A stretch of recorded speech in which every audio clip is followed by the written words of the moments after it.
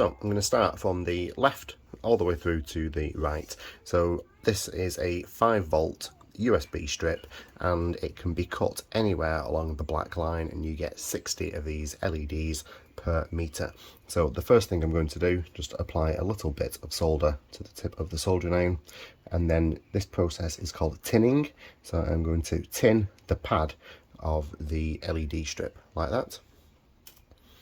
The USB cables, which are available from DT Resources, these are pre-tinned, which means you can just hold the wire above the pad, heat and press, and that is all there is to it. I'll light all of these up later when it's a bit darker. The next LED that I'm going to light, this is a LED card, and it can just be plugged into a USB output, or you can wire it up by putting a USB cable on. So I'm just going to put some solder on the outside pads, and I'm just going to heat and press positive, and then 0 volts in here, like so.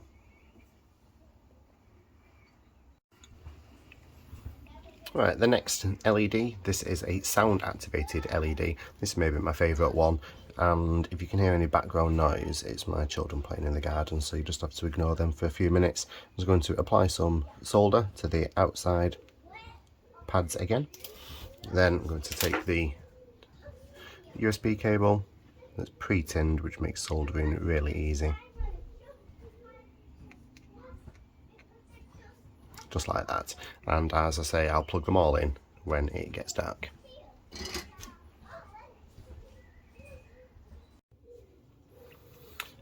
So now I'm going to move on to this, which is LED tube. This is particularly good for lighting projects, so for making small lamps, and you get 50mm per portion, we could call it, and there are 20 of them in a meter. So I'm just going to solder the black wire to the ground side.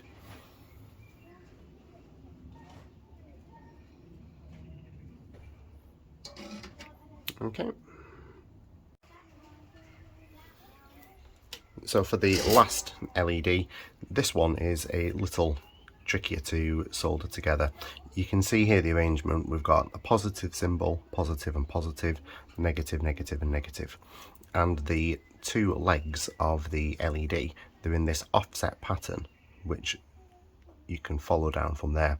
On the datasheet that comes with this LED, you'll notice that it points out that there's a small little mark at the top, and that matches up to the positive side. So to start off with, I'm just going to tin this pad and this pad. Next, I'm going to turn over the LED and just put a small amount of solder on the base of each leg.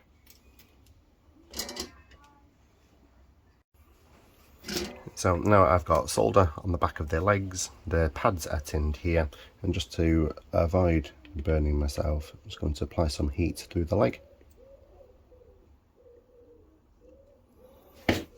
And then at this side, just the same.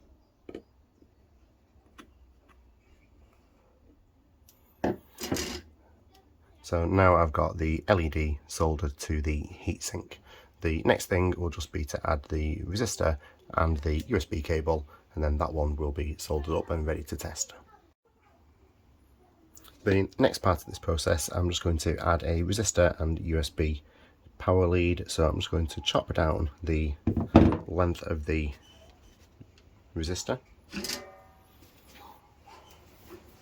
I'm going to tin the end, and down here. And I had positive, positive, positive, so I'm going to tin this one here and this one here. So the red wire will go here and the black wire will go here. Let's turn the resistor around.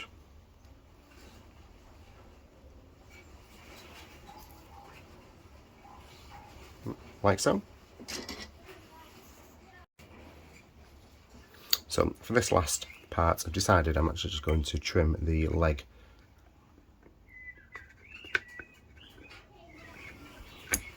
Like that. It should just make it a little bit neater. So I'll tin the end here.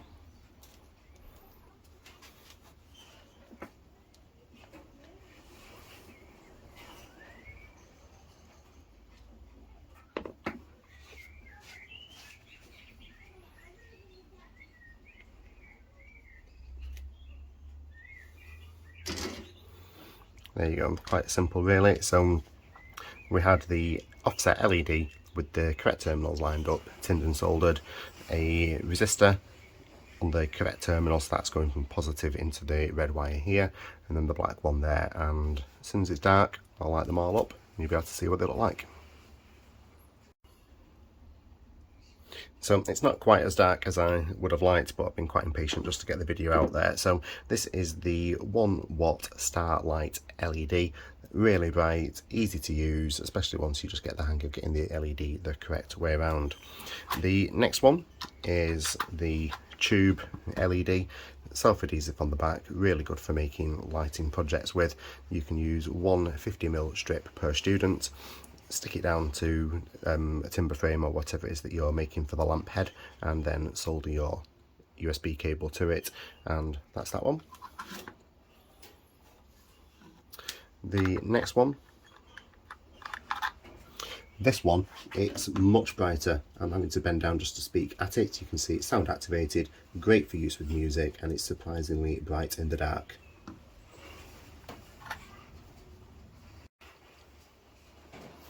Next one is the LED card, and that one, as you can see, really bright.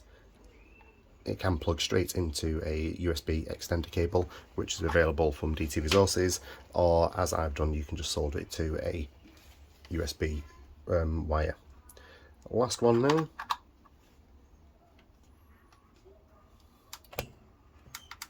So that's maybe the most common type of LED.